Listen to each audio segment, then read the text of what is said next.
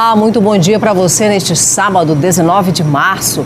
Olha só, não é de se surpreender que um bem tão precioso, apelidado por muitos de o petróleo do século XXI, atraia cada vez mais a atenção de governos e empresas multinacionais.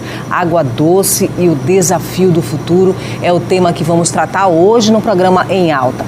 Para destacar este assunto tão necessário, está conosco o ecologista, radialista, jornalista, ex-secretário adjunto de Meio Ambiente e presidente da ONG Ecobela, Márcio Mendonça. Olá, seja bem-vindo, Márcio. Bom dia. Há quanto tempo que a gente não se encontra, né? Verdade, o mundo é pequeno, está pois é, volta, né? Mas a pauta continua a mesma, né? A questão ambiental, os desafios aí que a gente tem. Uma questão de sobrevivência, exatamente, né? Se você não de sobrevivência hoje, humana, né? Olhando para o futuro, a água é o maior índice de sofrimento do mundo, né? Exatamente. Você não compara nenhum substantivo tão equivalente quanto o precioso líquido, que serve a todo mundo.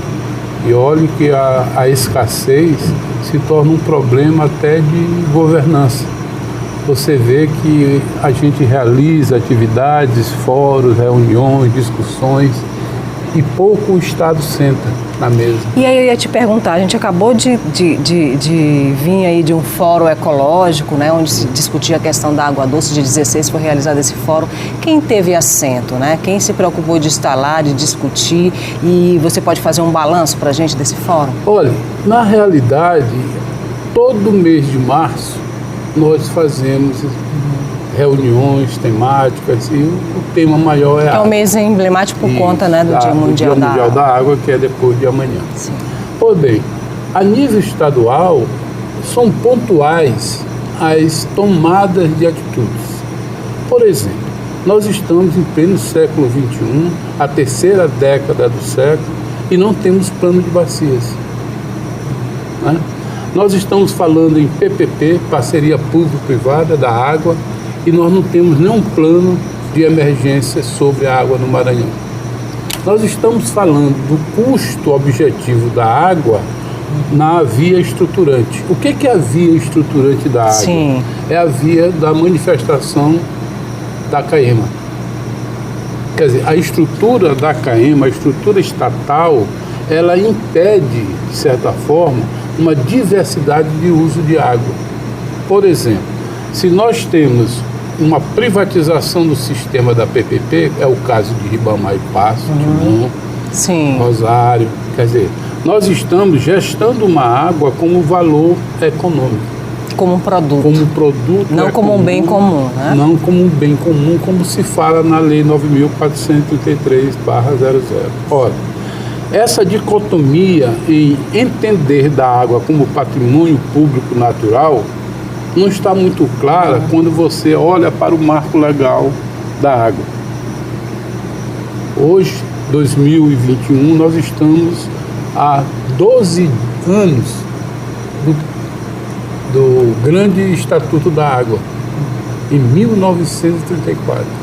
Ora, vai fazer 100 anos. E nós ainda não aprendemos qual o tamanho da nossa responsabilidade sobre esse líquido. Por que não aprendemos? Porque o faturamento incidente sobre o valor dessa água passa pelo custo do tratamento, da coleta, tratamento e exposição. Nesse andar da carruagem, a sociedade é chamada para bancar isso. Para você ter uma ideia, ano passado, em outubro, nós fizemos um evento, outro evento, audiência pública na Assembleia, e lá detectou-se que 140 municípios atendidos pela CAEMA, 140, apenas 32 pagam a água para a CAEMA. 108 municípios não contribuem com a CAEMA. Márcio, a forma como o poder público lida, né, com esse bem tão precioso acaba passando para a gente essa noção não de um patrimônio público natural, mas a noção realmente de uma mercadoria, né? Eu preciso da água, eu pago X, porque aquele bem ali vai me dar determinado conforto. Quando, na verdade, é questão de sobrevivência mesmo, né? E a gente não tem essa noção, a gente não aprende isso. Nem nossos filhos, nem essa geração que está na escola hoje tem aprendido sobre isso, né? O nosso olhar sobre a água é um olhar de permanente aceitação. Que não há um esgotamento, né, desse recurso. A aceitação, né? do jeito que está, ela continua estando, e nós não temos a preocupação. Só observe, nós temos a Lei 9.483, que está com 22 anos. Lá fala que o planejamento deve levar em consideração a bacia hidrográfica. Nós não fazemos isso. A noção de bacia hidrográfica passa para a sociedade como um produto final, quando estiver morrendo o rio, quando estiver morrendo a bacia, há desespero. Quer dizer, nós só atentamos quando o caos está instalado. Veja o problema das enchentes. Sim. Quer dizer, a superdimensão da enchente é fruto de ano a ano. E nós não aprendemos a cuidar disso ano a ano. Todo ano é essa correria para abafar a chuva, como se São Pedro fosse o responsável pela demanda dessa água toda, e que a gente fica se perguntando o que fazer. Quer dizer, você tem uma bacia hidrográfica, tem um rio, e do lado do rio você tem construções. Por que que isso é admissível? Não pode, a 100 metros de distância, no mínimo, de uma área de influência de mata ciliar que é devastada, que é cortada, e que daí você não tem uma noção exata para onde o rio vai. Você só sabe que ele corre para o mar. Mas se você observar, o rio que vai, ele volta. Por que que ele volta? Por causa da maré da lua. Sim. Não é? Então, 15 dias a maré é pré-mar, 15 dias não é pré-mar. Mas nesses 15 dias que ela é pré-mar, ela traz toda a sujeira que derramou para o mar para dentro do rio. E o pior, quando você pensa que o mar é o maior depurador do esgoto, ele reage da mesma forma. Ele elimina as bactérias? Não. As bactérias se assentam na fauna marinha e na plantação marinha. Quer dizer, o oxigênio que nós depuramos hoje em dia, 70% vem do mar. Quer dizer, a saúde plena de uma ilha como a nossa está muito mais relacionada ao mar do que ao cuidado ambiental dentro dela. E aí, se a gente for pensar nessa cadeia, o mar é o fim, né? Seria o depósito, né? Mas a gente precisaria também se preocupar com todo com toda essa cadeia que vem antes, né? Para que isso não acontecesse, né? Cristiane, tome o rio Itapecuru como referência. Ah, eu ia lhe falar sobre isso. Uma imagem que me chocou muito quando eu visitei a nascente do rio Itapecuru, lá dentro do Parque do Mirador, né? Onde você tem uma área de soja muito grande ao redor do parque, né? E que você já perdeu aí, né? Toda aquela área de proteção, né? Que estaria no entorno do parque, e você vê a nascente desse rio lá dentro, alpercatas, né? Que dá volume ao rio Itapecuru, e aquilo ali é assustador para a gente, né? Quando a gente olha daquela maneira ali, né? A soja invadindo o Parque do Mirador, né? Olha, não é questão de necessidade, é questão financeira especial. Para você ter uma ideia do tamanho dessa pegada, que a gente chama pegada de empresas invadindo parques, o Estado é conivente. Nenhum empresário, nenhum que eu conheço e outros que eu não conheço, é autorizado a fazer algo que não tem um papel na mão. Eu estou licenciado. Quem me licenciou foi o Estado. Como é que o Estado licencia uma planta de monocultura sem ter a garantia da água recipiente e da água subterrânea? Qual é a referência que eu tenho para administrar uma água que eu não conheço, tal qual o cidadão empresário não conhece? Qual é a dinâmica dessa água, do fluxo da água superficial e o fluxo subterrâneo, que não comprometa a saúde das pessoas com a aplicação de herbicidas, fungicidas e agrotóxicos? Quer dizer, o Estado, ele é o favorecido pelo ISS, né? Quem paga a conta somos nós e não somos contemplados com nada, mas o Estado é o maior poluidor, degradador, aceitador do processo. E aí eu te pergunto, há falha técnica ou é um processo de corrupção que também está aí nessa área, né? Olha, que tem a ver com a sobrevivência da gente, porque é extremamente grave, né, quando a gente olha dessa forma, né? Recentemente, o Ministério Público Federal tornou inabilitada a SEMA com as suas licenças de operação no Estado. Né? O Ministério Público Federal apontando graus de incompatibilidade do licenciamento para diversas plantas estruturantes. Ora, quando o Ministério Público chega a denunciar o Estado pela negatividade das suas licenças, alguma coisa está errada. Veja o que está acontecendo agora. Uma companhia quer instalar uma termoelétrica na ilha de São Luís. É incabível, é inadmissível a ilha do Maranhão construir hidrelétrica. Você imagina o tamanho de gases de efeito estufa que uma hidrelétrica produz dentro do ecossistema fechado? E é bom a gente explicar para o nosso telespectador o que significa a gente estar numa ilha, né? Exatamente. A gente está num ecossistema extremamente frágil, delicado, né? Olha, a dinâmica da ilha continental, que é a nossa, é diferente de uma ilha oceânica, a dinâmica dessa ilha tem a ver com o seu aspecto macro-urbano e com o seu aspecto populacional. São Luís não cresce mais para o norte, não tem mais para onde crescer. E quando você fala em industrialização na ilha, a precariedade e a sensibilização dinâmica da sustentabilidade não converge com uma ilha em si só, banhada de água por todos os lados, sem aquela do tratamento de esgoto. Bom, aí você fala, nós estamos em 1980, nós tínhamos 600 mil habitantes. Nós estamos, 40 anos depois, nós estamos com 1.200.000 habitantes. 2 vezes a população em 40 anos. O que essa cidade melhorou? Né? Aliás, não se pensou. Né? Não, mas é o que eu estou te falando. Nessa cidade. Aí você vê, a Unesco chega e diz, São Luís, patrimônio cultural da humanidade, para bonitinho, bate palma, é cultura e tal. O que a Unesco internaliza na ilha do Maranhão para se tornar ilha sustentável? Eu acho e acredito que o gestor público tem que ter a dinâmica e a responsabilidade de não fazer coroa na cabeça do outro, mas de plantar a coroa aonde deve ser plantada. E nessa condição, imagina quantas nascentes nós temos na ilha. Você não tem nem ideia. Algumas eu conheci que não existem mais, né? Olha aí. Quer dizer, não há um programa de nascentes, de recuperação de nascentes. Só para você ter uma ideia, eu tenho catalogado 36. Você sabe onde tem uma nascente de água que você talvez nem imagine? Está no Camelódromo, no Magalhães de Almeida. Dentro do Camelódromo. Merece até uma reportagem do seu jornalismo. Como é que você consegue colocar uma nascente dentro de um camelódromo e não cuidar dessa nascente? Como um ponto até de visitação.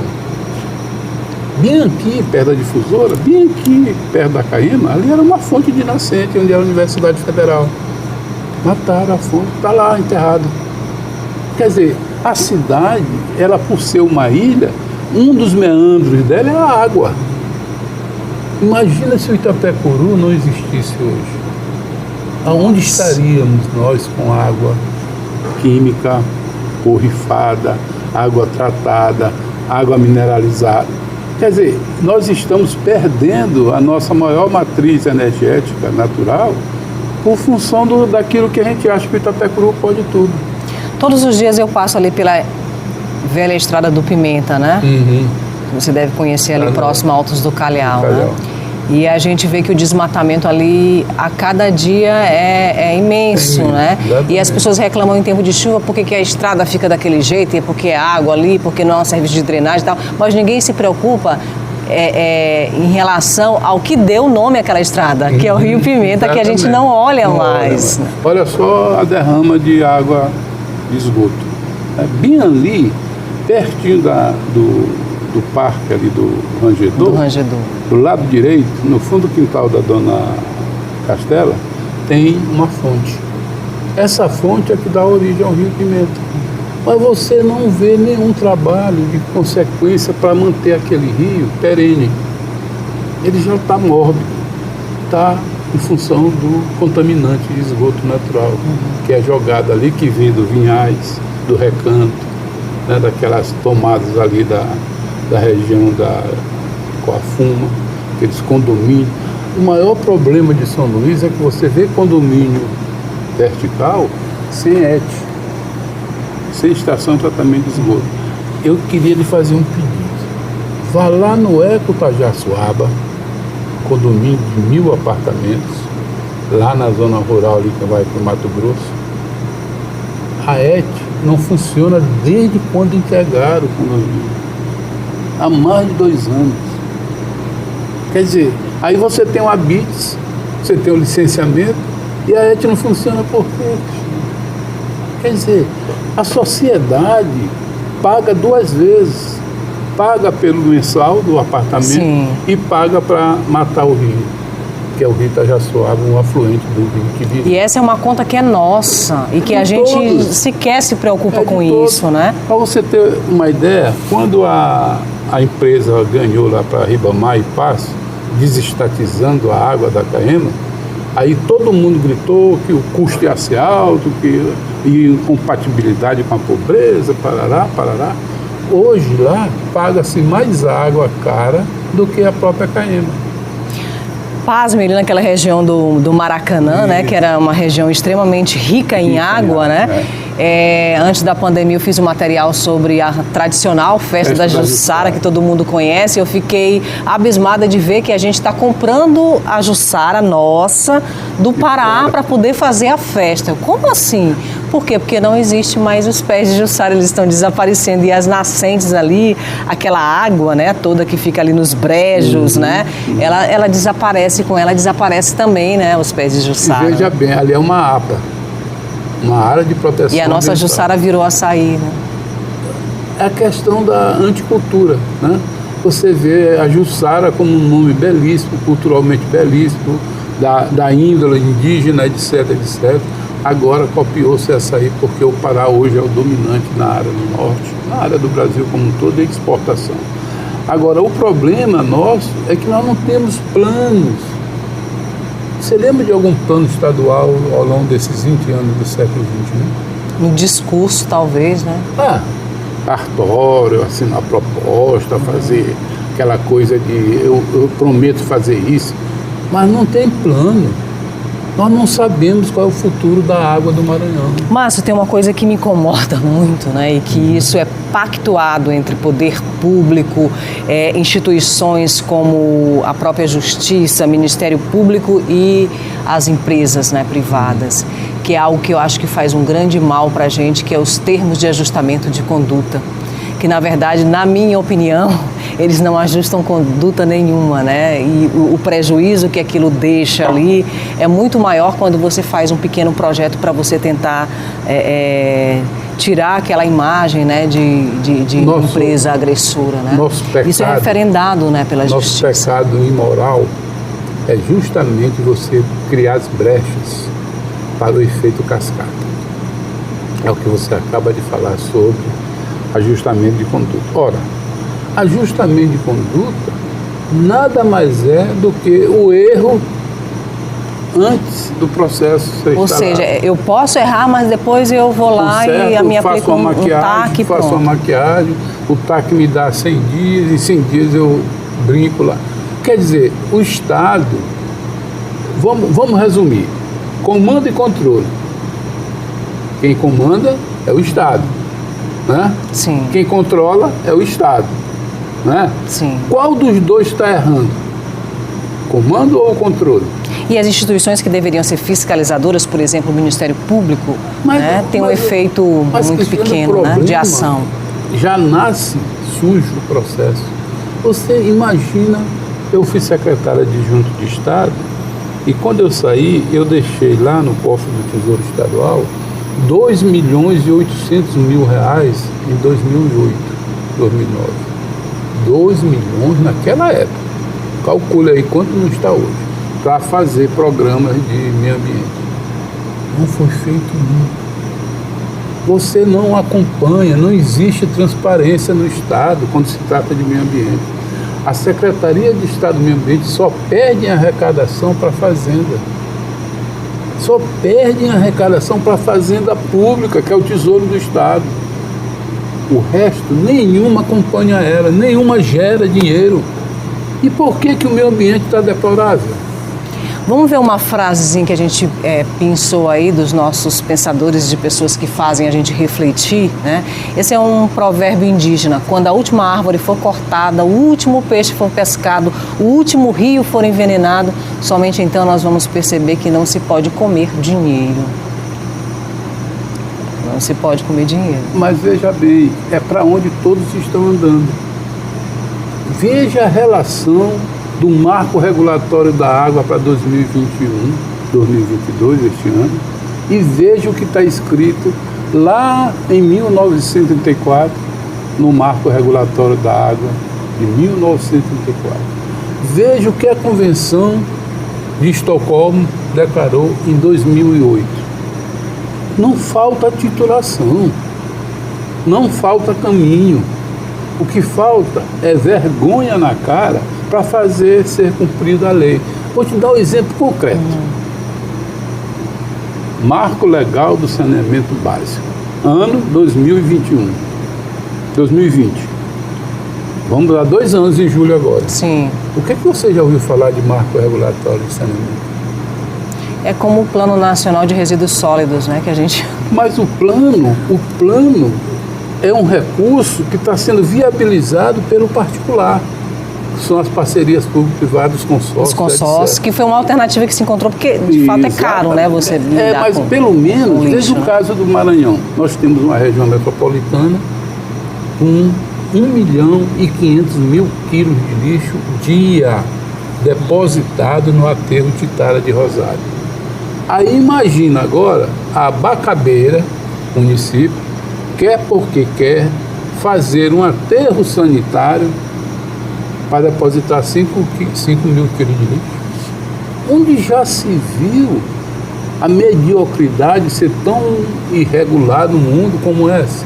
Se eu tenho um aterro que recolhe 1.500.000 quilos de lixo dia, para que eu quero um aterro para colher 5.000 quilos?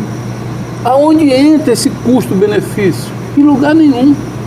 Quer dizer, as regulações estão estabelecidas no artigo 9 da PNRS. E o artigo 9 é muito claro. Se já existe um aterro compatível com a região, para que se mexer em outro aterro? Aliás, enterrar lixo e lixo não é defunto. Nós não queremos mais enterrar lixo. Nós queremos evitar o lixo. Porque senão vira uma fábula cantada. Quanto mais lixo, mais sujeira, mais decadência, mais improbidade, mais corrupção. E isso a gente sabe que existe. Pra você ter uma ideia, em Bacabeira, em 2009, teve verba para aterro, para agricultura familiar, com trator, com não sei o quê. Você vai lá e pergunta, cadê esse material? Onde está? E esses vícios continuam. Olha, é incrível. Você vê todo o governo como um todo, fez uma coisa certa, que foi fechar os lixões da região metropolitana. Parabéns, sucesso, excelente. Mas e aí? Parou aí. Aí Bacabeira está dentro da região e quer fazer um aterro. Quer dizer, a norma não é compatível com essa ideia. A gerência metropolitana está cumprindo seu papel, mas está muito lenta. E tem que definir quem é quem no jogo. E um detalhe, como a gente está falando de água, você não vê o ZE da Amazônia e o ZE do Cerrado, Zonamento Ecológico e Econômico, tratar do comitê de bacia, tratar do plano diretor de bacia. Quer dizer, você faz um documento com uma escala milionária, que é um ZE, para que serve? Se você for pautar no jornalismo essa questão do ZE ecológico econômico, você vai ver a distância, Cristiano, que existe do papel para a realidade. Bom, Márcio, a gente vai fazer um pequeno intervalo e a gente volta já já conversando sobre meio ambiente, sobre água e sobre o nosso futuro, é claro, aqui com o ecologista Márcio Mendonça. Até já. Voltamos com o programa Em Alta neste sábado, conversando sobre água, sobre os nossos recursos naturais e como que a gente tem olhado para esses recursos e que implementações de políticas públicas têm sido feitas nessa área. Olha só, a gente tem antes um recadinho para você. Já pensou em morar pertinho da praia, pagando prestações que cabem no seu bolso? Chegou a sua hora, o Costa Araçagi Condomínio Clube é para você. ITBI, registro grátis, condições especiais e facilidade no seu financiamento. Área de lazer completa, apartamentos de 45 e 47 metros quadrados. Chama lá no WhatsApp para fazer o melhor negócio da sua vida. 991090335 ou 991884845. Seja para investir ou para morar, o Costa Araçagi é o lugar. O empreendimento Franeri Tenda. Dona Kate, o apartamento da senhora é babado. Tem até vista pro mar e é pertinho da praia. Um escândalo. Minha irmã, morar aqui no Costa Araçagi Clube foi a melhor decisão em toda a minha vida. E olha, eu paguei R$ 2.300 de entrada e as taxas foram todas gratuitas. Tu acredita? Tudo bem facinho. Entendi, Dona Kate. É barato mesmo. E tem segurança, aqui tem piscina, tem espaço pra festa, tem quadra.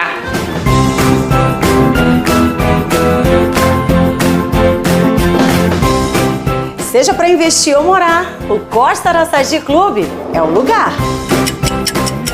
Ô, vizinha! Dona Kate, agora nós somos vizinhas. Menina! Eu apliquei os meus investimentos no Costa Araçagi Condomínio Clube e realizei o meu sonho. Costa Araçagi É pra você. o empreendimento Franeri Tenda. Vamos voltar a conversar, Márcio Mendonça, sobre a questão da água e desses recursos. Eu queria chamar uma frase aqui, né, do nosso querido Chico Mendes. Pode botar aí, produção, na tela pra gente. Ecologia sem luta de classes é jardinagem, né? E aí isso dizia Chico Mendes, que começou uma luta lá, né, pelos seringais, mas que a luta dele era muito maior, né, do que a proteção das seringueiras. Ele deixou toda essa batalha aí pra gente dar continuidade. Quando a gente fala em desenvolvimento sustentável, isso tem me assustado muito, né? Assim, essa questão do desenvolvimento sustentável, porque quando a gente ouve isso muito em todas as falas, em todos os discursos, mas de fato isso seria uma utopia para a gente no mundo que a gente está vivendo hoje, de tantos interesses econômicos, de tantas questões. Por exemplo, desenvolvimento, a zona ecológica e econômica, o plano diretor de São Luís, que é de 2015, que a gente vem, né, aí batalhando. 2006, aí teve uma reformulação, né, em 2015, mas a gente continua ainda sem definição hoje desse plano diretor, né, e para onde a cidade vai, que é uma cidade bem diferente daquela de 2006 e de 2015 também. Né? Então, desenvolvimento sustentável é uma utopia. Eu falo isso porque vão vir novas gerações. Né? Que legado que a gente deixa, né, para essas novas gerações que vão chegando aí. Bom, vamos voltar um pouquinho no tempo. Natureza substitui o meio ambiente ou o meio ambiente substitui a natureza? Acho que nenhuma das duas substitui, né? Eu acho que tudo faz parte, né? Mas veja bem, quando você chancela o meio ambiente, Sim. você isola a natureza. Preste bem atenção. Nesse trocadilho de sustentabilidade genérica, Porque meio ambiente está lá em todos os marcos legais, né? Não está lá a natureza, né? Mas o meio ambiente, quer dizer, né? É você uma não outra trata noção, a natureza, né, como o aditivo sustentável do meio ambiente. Sim. Você trata a natureza como aditivo do bem natural, daquela contemplação, daquele passeio náutico, presente divino. Isso. Então você joga a natureza para o lado externo. Você externaliza a natureza. Diria que a gente romantiza isso, também, né? Quer dizer, quando você trata do meio ambiente, você trata do significativo impacto do meio ambiente frente ao desenvolvimento. Ora, em 1987, o PNUMA, Programa das Nações Unidas para o Meio Ambiente, lançou o místico, para poucos, mas o mito de muitos, que foi o Nosso Futuro Comum. O livro Nosso Futuro Comum, oriundo do PNUMA. De 1987 para 2021, nós tivemos 2 convenções internacionais sobre meio ambiente e desenvolvimento. O que tem de novo nessa costura?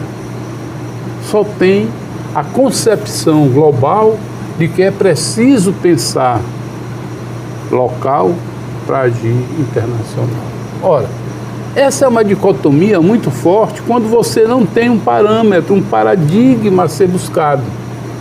Quando você trata de um desenvolvimento sustentável com olho no futuro, aí você fala e diz, ixi, como é que vai ficar meu filho com essa questão da água, do minério, questão do lixo, dos agroquímicos, etc, etc. Será que eu vou deixar isso como herança?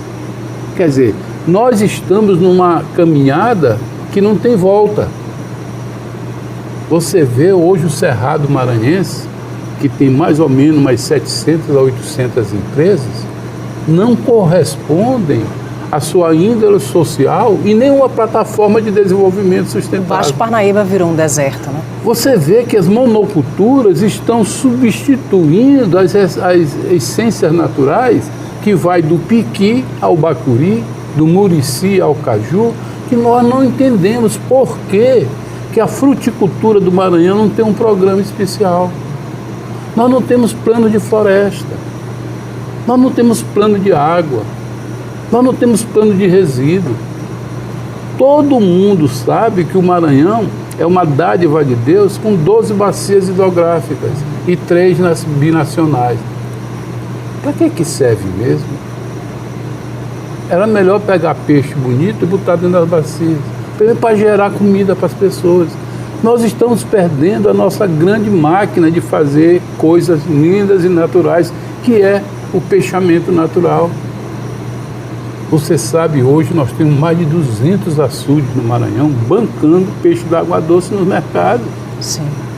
Quer dizer, aí você vê falar naquelas coisas que o peixe d'água doce comeu não sei o quê, vai contaminar não sei o quê. Aí surge essa mirabolante polêmica, né?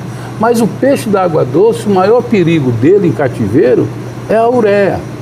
Mas você não fala da ureia. Para onde vai a ureia do lixo? Para onde vai o dejeto do peixe do cativeiro? Para onde vai? A pergunta. Tem alguma ET perto? Ou eles têm ET? Estação de Tratamento de Resgodo? Não existe nada disso. É jogar no rio. Então nós estamos depurando a própria sujeira para se alimentar dela. É aquilo que eu falei. Para onde o rio vai, ele volta. Com a força da maré, a força da lua. Então nós temos como sinal aberto, ainda verde, é que nós temos a perenidade da chuva.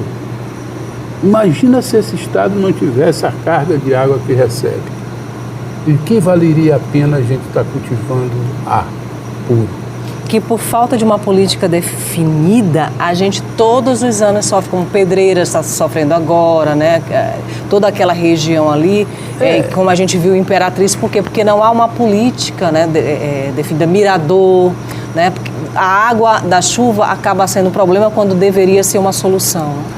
Olha, é até complexo a gente estar dizendo o quanto a água é o bem comum. Mas não é tão complexo quando a gente pega essa água e dá valor a ela. Por exemplo, quando você fala em PPP, parceria público-privada, a primeira coisa que vem na cabeça das pessoas é o custo disso.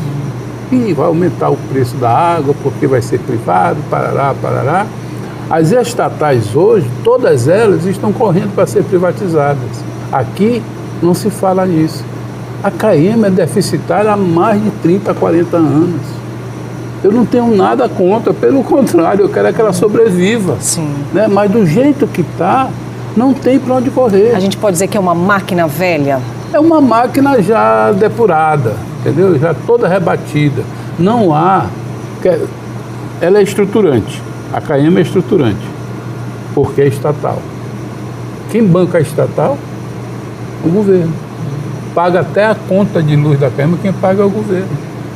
Ora, será que a Operação Conduta, que é o caso de Ribamar, Passo do Lumiar, corre para o governo para pagar a água dela? Não. Quer dizer, o sistema de conduta é um sistema que ele é pulverizado toda hora. Ou você trabalha correto ou você fica para trás. Quer dizer, há 4 anos a conduta está em Ribamar e Passo. Por que não reverter o processo? Porque está dando certo. Você está entendendo? Hoje, para você ter uma ideia, 600 municípios do Brasil já operam com o sistema conduta, que é o sistema privatizado do Ribamar e Passo. E por que estão avançando? Porque está dando certo. Tem cidades que tomam água da torneira, como na Europa. No Brasil tem cidades tomando água na torneira, na praça, como o sistema europeu. E por que isso não avança? Porque o estatal é o senhor do universo, é o dono do processo. Ele é cobrador, ele é pagador, ele é poluidor, mas ninguém mexe nele, ele é imexível. Né? Quer dizer, o Ministério Público fala e dorme na peça. Qual é a peça? O Estado. Há quantos anos o Ministério Público vem autuando a CAEMA? Eu lembro, em 2012, 2014... Ou seja, vem autuando o próprio Estado, né? 2014. Aí o juiz Douglas Martins, Direito Difuso e Coletivo, deu uma multa na CAEMA de 10 milhões. 10 milhões. Aí chegou lá o superior dele e disse: rapaz, larga isso de mão, isso não dá em nada. Vai procurar fazer alguma coisa. Ele seguiu a orientação do chefe, do próprio tribunal. Márcio, eu larguei. Eu me vi numa cerca de vara podre. E até hoje não pagou coisíssima nenhuma, ficou como está e está aí. Está aí o saneamento. O Estado gastou milhões e milhões de reais para sanear São Luís. Não chegou a 40%. Quando a gente fala da ilha de São Luís e a gente fala de plano diretor, por que esse plano diretor não sai? Por que não se pensa a cidade? Por que há tantos interesses assim diferentes para um único objetivo que seria planejar, né, a cidade? Eu me lembro, é até redundante, mas vale a pena. Eu me lembro que quando a gente estourou a meia passagem, em 79, né, a gente fez uma festa bonita, meia passagem, todo mundo, meia passagem, parará. Hoje, a meia passagem não existe. É tipo o plano diretor. Por que o plano diretor está caduco? Ora, se você tem uma ilha delimitada por água, você tem um espaço fechado. Sim. Né? E para onde você vai espacializar a cidade? Para Pedrinhas, do outro lado, lá da Pedrinhas, aí você cria o DI2, Distrito Industrial 2. O DI1, Maracanã Tibiri, até hoje não tem plano diretor. Não tem plano de saneamento. Quer dizer, não falta termo de referência. Falta o gestor público acompanhar o processo de dinâmica da cidade e fazer o seu papel. Eu sugiro ao prefeito Braide que troque a cidade melhor pela cidade melhorada. Pelo menos tomar um remédio para melhorar a cidade. Porque a cidade melhor, prefeito, ela não se dá a esse título que o senhor comunga. O senhor tem que parar para pensar uma cidade resiliente, uma cidade sustentável, uma cidade boa gerida, boa equilibrada. Porque você não... Eu pergunto para ti, que está todo dia com o pessoal na rua fazendo jornalismo. A Câmara faz o que mesmo? Está discutindo transporte coletivo. Essa receita é a receita do bolo. Por que não muda a matriz energética do transporte coletivo? Acabar. E a discussão é a mesma, né? A gente até brinca que os nossos offices, os nossos textos, nossas reportagens, todos os anos, no mesmo período, são os mesmos. Porque é a mesma discussão que culmina com o aumento da passagem. Imagina se o Braide chega e diz: olha, a partir de agora vocês têm 6 meses para mudar a matriz energética do transporte público. Eu não quero poluir minha cidade. Márcia, e aí a gente tem uma questão importante para pensar quando a gente pensa em plano diretor, e eu conversava aqui nesse estúdio com o professor Horácio, da Universidade Federal do Maranhão, e ele falava a respeito do plano diretor que prevê uma diminuição da nossa área rural, nas nossas comunidades rurais. Impacta diretamente isso porque leva para essa área rural empreendimentos imobiliários e licenças, né, para empreendimentos imobiliários, porque a gente vê que já é uma tragédia anunciada aí já há muito tempo, né, porque a gente vê esses condomínios nascendo na área rural de São Luís e com muitos danos, né, para essa região.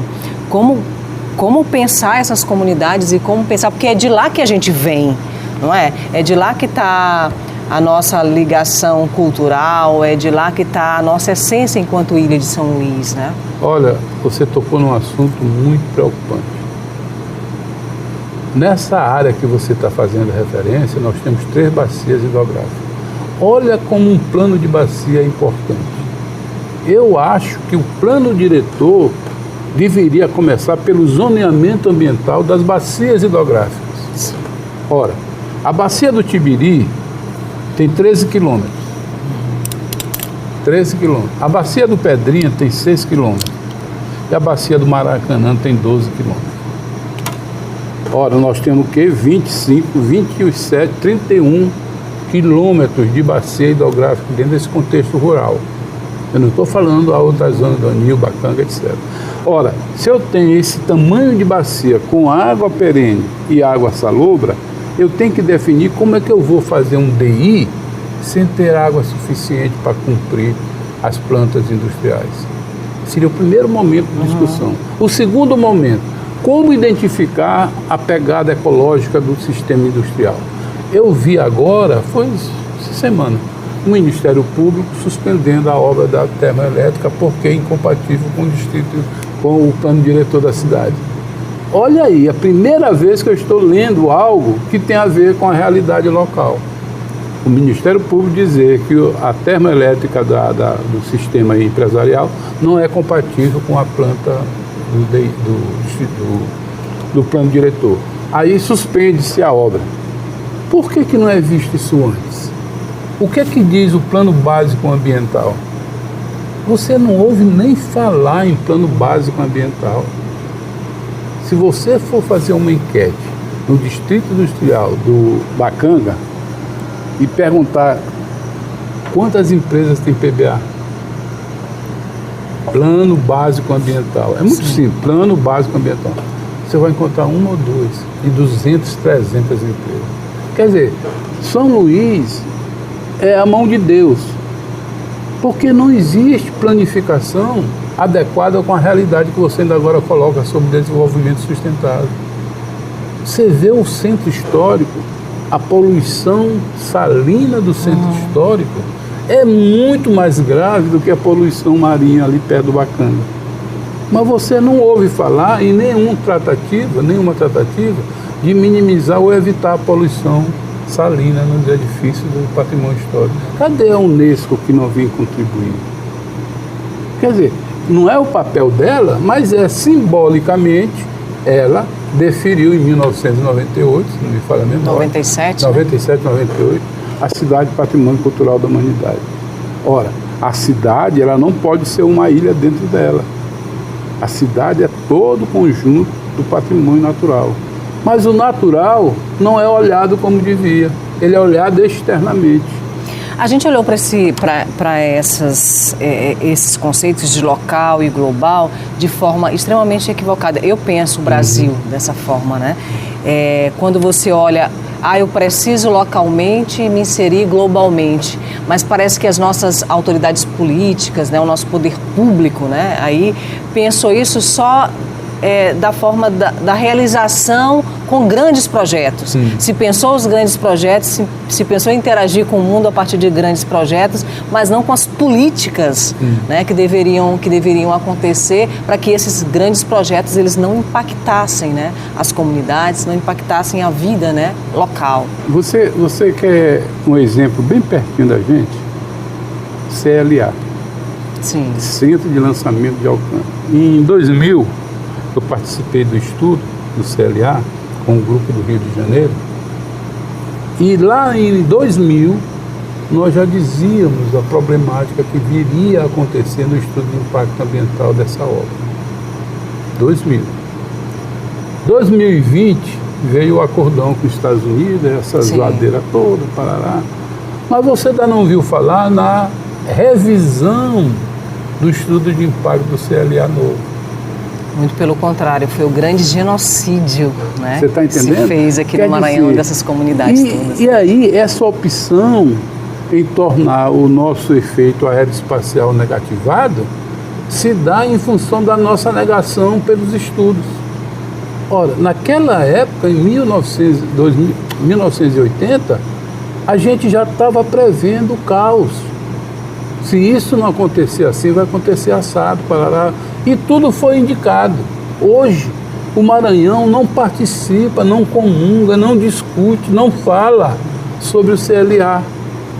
E olhe que está na zona metropolitana. Exatamente. Quer dizer, essa falta de sinergia do Estado com a União, cabe uma grande pergunta interrogativa. O que está acontecendo? Aí vem o governo federal e lança a Amazônia Azul, bota o Maranhão dentro do pacote da Amazônia Azul. A Amazônia Azul trata de mar. Exclusividade da Marinha, exclusividade das forças de segurança. E o Maranhão está onde nisso? Aí você viu agora, vão fazer uma ferrovia Açailândia Alcântara, governo federal. E o Maranhão, aonde está nisso? Então, Cristiane, essa dicotomia, essa falta de sinergia dos poderes nos leva a não acreditar no Estado progressista. Não leva.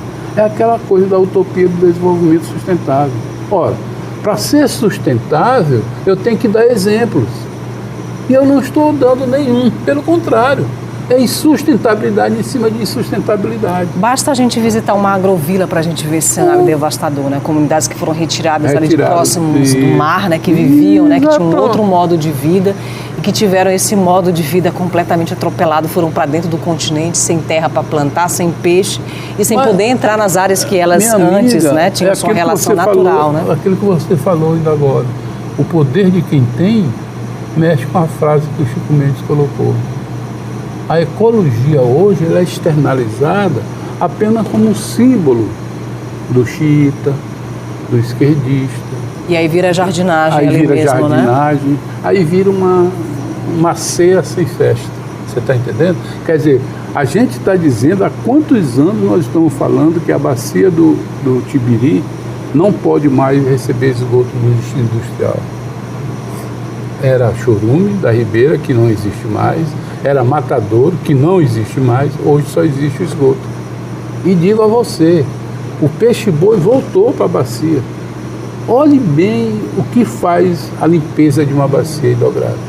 A falta de sangue, a falta de chorume, fez com que o peixe-boi vinha comer na beira do igarapé, no quebra-pote. É incrível você ver a aproximação do peixe perto das pessoas. Você não acredita, só filmando para mostrar. Eu fazendo um estudo na área, eu estou com um projeto na Bacia Tibiri chamado PSA, que eu vou já te falar o que é. A gente identificou o ninhal do peixe-boi. É o machão com 10 companheiros.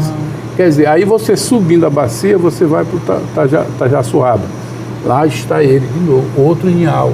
Quer dizer, a espécie é tão sensível, tão mansa, que ele não se acomoda em encostar contigo. Tu não faz mal para ele, ele não te faz mal, ele é manso, é apenas estrondoso. Quando ele se espanta, ele espanta tudo que está perto. Mas a espécie está voltando, e isso é um bom sinal. Aí você pergunta assim, e daí? O que é que falta mais? É você ter um plano de bacia, uma área que não atenda mais um condomínio de 3.000 casas à beira do igarapé. No Mato Grosso tem um condomínio de 3.000 casas, perspectiva de 12.000 moradores. Sem estação. Sem estação de tratamento de esgoto.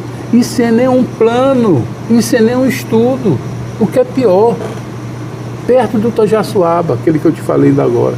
Quer dizer, a área onde está sendo instalado esses condomínios não tem estudo de impacto nenhum, não tem relatório de impacto nenhum. Aí a SEMAN vai e dá licença. A SEMAN que eu falo do município. Aí dá licença para a obra se instalar. E cadê os estudos? Quer dizer, e por aí vai essa discrepância. Quando nós estávamos fazendo a tomada, a filmagem aérea da bacia, nós identificamos diversas pegadas, diversas. Né? E uma delas é o esgoto, jogando direto no rio. O que falta? Não deixar mais o esgoto cair no rio. E por que deixa cair? E por que você licencia?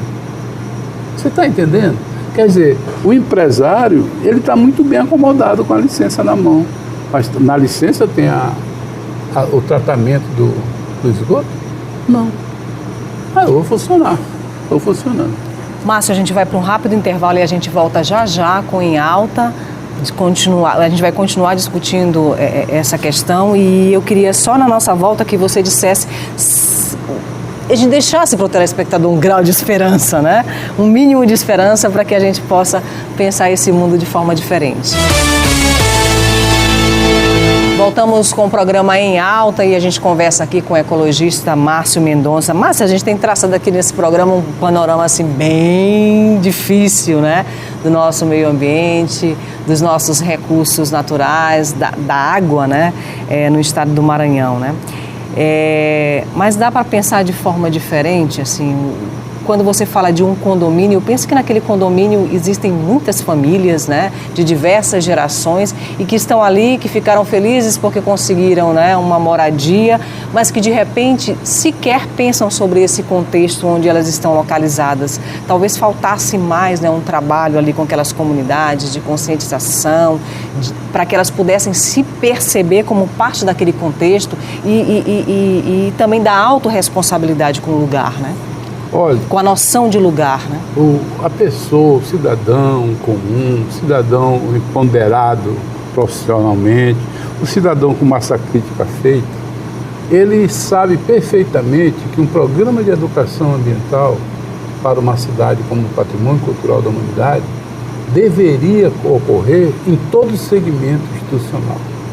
Por exemplo, Secretaria da Saúde e Educação Ambiental Sanitária. Secretaria de Educação e Educação Ambiental Estendida. Secretaria de Segurança e Educação Ambiental Estendida. Não falta projetos. Pode até faltar, mas a sociedade civil contribui dentro da sua expectativa. Por exemplo, se você me perguntar, Márcio, o que eu deixo de esperança para a cidade Patrimônio Cultural da Humanidade? A esperança a gente constrói fazendo. Quer ver uma coisa? Por que a gente não constrói piscinões para a cidade? Principalmente o pessoal da zona rural que não tem área de lazer. Né? Quantos piscinões caberiam na zona rural? Uns 5. Olha, nós temos 2 hoje. Se você for no final de semana, você não vai acreditar. É um em Pedrinhas e outro na bacia do Tibiri, Pedrinhas, que é aquela região ali do Tarraçoara. São naturalmente. Um é de rio, o outro é de mar. Tarraçoara é mar e Pedrinhas é rio. Se você não pegar essa extensão da bacia do Pedrinhas e fazer 2, 3, 4 piscinões, você faria uma atividade lúdica para quem mora na área. Você sabe que na região rural de Pedrinhas tem mais ou menos umas 200 comunidades pequenas. Quer dizer, esse pessoal brinca de quê? Tem lazer de quê? Quer dizer, nós temos diversas empresas, grandes empresas na área. Imagina terceirizar piscinões com essas grandes empresas. Por que você não faz isso ao redor da sua fábrica? Quer dizer, não falta oportunidade, falta projeto. Aí você sai dos piscinões e diz, por que eu não tenho um plano municipal de recurso hídrico? Porque não tem rio municipal. Aspas. A natureza, ela não indica e não impede que você não tenha o seu plano. O plano municipal de recurso hídrico alimenta a tese de que não faltará água no futuro. Mas nós não discutimos isso. Quer dizer, São Luís precisa sair do espaço Ilhéu para um espaço mais grandioso de complementação. Você quer ver uma coisa? Quer dizer, o plano de contingência da Baía de São Marcos. O que é isso, Márcio? Para que serve isso? Você sabe quantos navios operam mês aqui na Ilha do Maranhão? Nossa, por dia eu conto uns 17 ali. Então multiplique por 3, dá uns 250 por aí mês, 300 navios mês. O que esses bichinhos fazem afundeados? porque ele não desliga motor, ele não desliga o máquina, gerando água, energia e jogando água fora, água de lastro e tudo, Água de lastro. todo o tempo funcionando. Que é extremamente danoso para o nosso Danoso ambiente, por causa né? do ecossistema fragmentado, Exatamente, porque frágil. vem espécies para cá que não são espécies nossas. Exóticas, né? Como hoje o leão marinho está dominando o Fernando de Noronha. E olha lá se não chegar aqui. Aqui já tem o siri chinês, já tem o siri asiático, já tem não sei o quê, tem camarão, não sei. Quer dizer, nós não estamos cuidando do nosso patrimônio natural. Chama o CLA, chama a aeronáutica para fazer o plano de contingência da Bahia. Imagina quando esse CLA estiver funcionando com navio de carga pesada. Como não vai ficar esse trânsito aí na Bahia? Né? Quer dizer, nós precisamos pensar o amanhã começando hoje. Não tem o Amazônia Azul, que está relacionado à água marinha? Chama Amazônia Azul. O que está faltando é a postura do governante de conhecer a cidade. Não tem prefeito ainda que me convencesse que sabe da cidade, que pensa a cidade. Eu acho que você ter 28 secretarias é uma especificidade incoerente. Sim. É muita carga. Não é a quantidade, é a ação. É a ação e a especialidade. Você vê como é que eu tenho Secretaria de Mobilidade, Agência de Mobilidade. Opera em quê? Nesse dia lá da conferência de outubro, a senhora Olga, parece que é Olga o nome dela, da agência reguladora, para lá, não sei o quê, regula o quê? Regula nada. Regula água, regula energia, regula saneamento. Não regula nada. Essa linha de comando e controle acabou. Não existe mais. Superada. Hoje o que existe é um grande programa educativo para você jogar isso, para semear a cultura do bem-estar. Tu pode reparar que escolas não fazem educação ambiental, mas usam aula de geografia como educação ambiental. Está errado. História não é educação ambiental. Quer dizer, cada macaco em seu galho. Quer dizer, você não tem um plano estadual de educação ambiental, como a menina da Gessinilde fala da escola. Não. O que a escola fez esse ano todinho? Jovem ambiental e tirando fotografia. Não existe um plano vertical, horizontal, aliás, para você fazer essa dinâmica acontecer. Educação ambiental não tem fórmula. Ela é não formal, informal e formal. A que menos se usa é a formal, que é aquela da escola, do quadro negro, professor, aluno. A que mais se usa é a informal e a não formal. Nós estamos fazendo educação ambiental informal. O programa todinho aqui foi educação ambiental informal. Quer dizer, isso sim, você levanta a bola e diz o caminho que a bola deve correr. E não fazer o papel de bobo da corte. Não, eu tenho um plano estadual de educação ambiental. Não se aplica. Cadê o plano de bacia? Como é que eu vou tratar da educação sem tratar da água? É a primeira coisa que eu tenho que fazer, é cuidar do patrimônio natural, a água. Você está entendendo? Quer dizer, a ciência da ecologia, ela é multidimensionada, ela é multidimensional. Ela mexe com o caminho da roça, ela mexe com a plantação na roça, ela mexe com o cultivo, a colheita. Quer dizer, nós não sabemos. Uma coisa interessante, você vai estar ouvindo falar que vai ter uma fábrica de fecularia, de mandioca para geração de base de cerveja, né? Tirando a cevada e colocando a mandioca. Cadê o plano disso?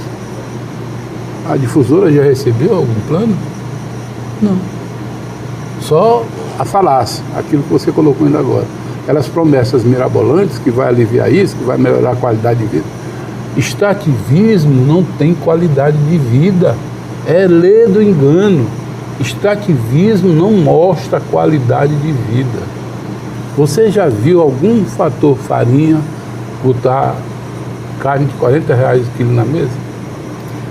Márcio, a gente já está caminhando para o final, a gente tem um minutinho só para terminar o programa.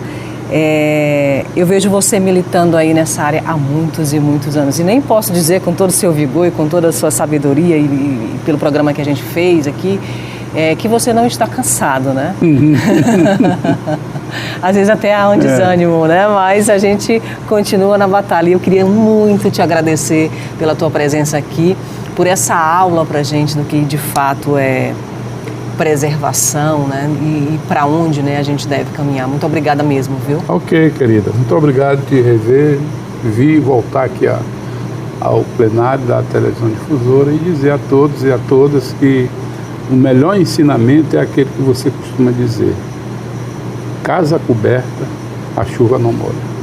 Obrigado. Obrigada, Márcio. E eu queria deixar uma frase aqui que é um provérbio lá do Quênia, né? Mas que ele tem muito a ver com isso que a gente vem falando, né? Trate bem a terra, ela não lhe foi doada pelos seus pais, ela foi-lhe emprestada pelos seus filhos. Ou seja, a gente tem uma responsabilidade muito grande aí para com aqueles que ainda hão de vir e habitar esse planeta Terra. Muito obrigada pela sua companhia. O programa Em Alta vai ficando por aqui. Uma ótima semana para você e até o próximo sábado com mais um assunto em aula. Olha só, olhe para a ilha como ilha, viu?